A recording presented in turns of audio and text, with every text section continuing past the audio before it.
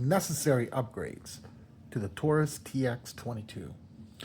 Whether you have the Gen 1, the Gen 2, the Toro, the competition, whatever it might be, everyone is shooting these with an FRT. And there are actually a lot more things that you need to upgrade with this gun if you want to shoot it with an FRT long term and have it not break. What am I talking about? Well, nothing in here. It's clear.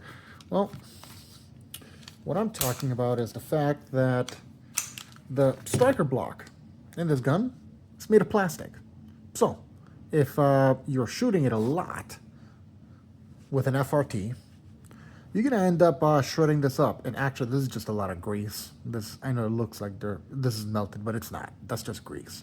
And actually, this is not the original plastic one. You might see that it's got a little bit of a different finish to it.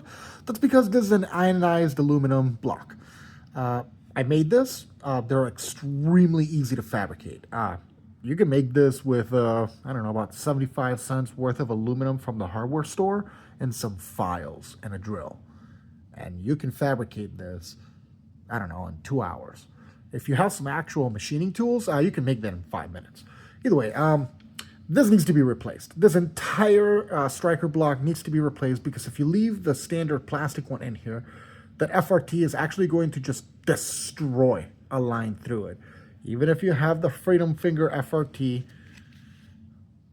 like this one, if you notice, after a while, it's actually going to start rubbing on the edges a lot, and it will eventually just destroy the entire thing.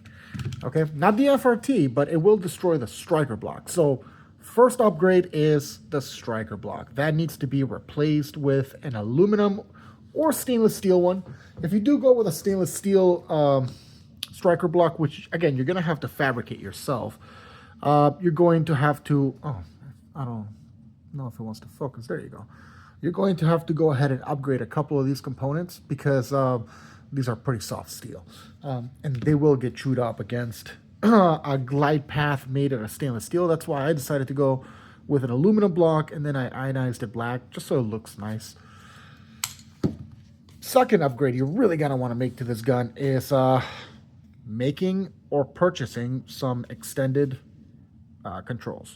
The original controls on this, and it has the original one on this side, are so flush to the, well, they're so flush to the frame.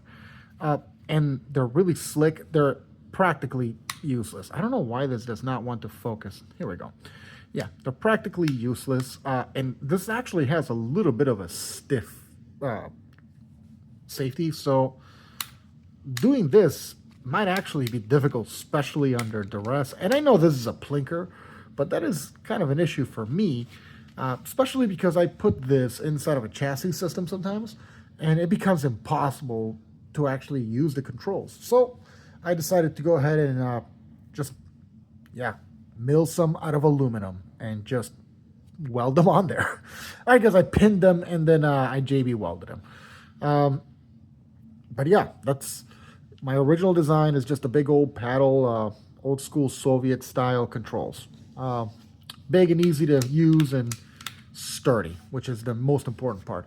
The only thing that is really my own original design is this little ramp right here, which I created so you can just push like a button and it will push the striker or the slide catch up. That way you don't actually have to push this up, and it's at an angle, like facing up quite a bit instead of sideways. That way when you drop the slide out, you get a little bit more of a leverage point on there. Here, I'll show you what I mean. And again, this is clear, but to lock it back, you just push. Instead of having to push it up, you just push it down like a button, and to release, just push it down. The controls are nice and easy to work with. And again, if you were to compare it to this side, it's doable, but it's not very easy. So yeah, the next upgrade you're gonna really want to do is drill these holes to be a larger diameter screw and put a beefier screw on there, both to add a little bit of weight and because the original diameter of these screws are always going to back out. It doesn't matter how much Loctite you put in there, they just back out. They don't like to stay in because of the ciclet rate of this thing. And because of the weight of the slide, it's slamming hard. So any screws you put in here on the original diameter hole are just going to keep backing out. So you might as well just, and they're eventually going to strip, so you might as well just save yourself the trouble and drill and tap them for a larger diameter. The next thing is put a goddamn muscle brake on this thing.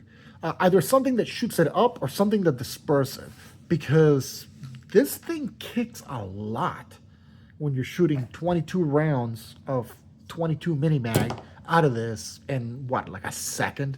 I think the cycler rate on this thing is like 1,890 rounds per minute. It's fucking insane. So yeah, you're gonna want to put something on here to make it a little more controllable.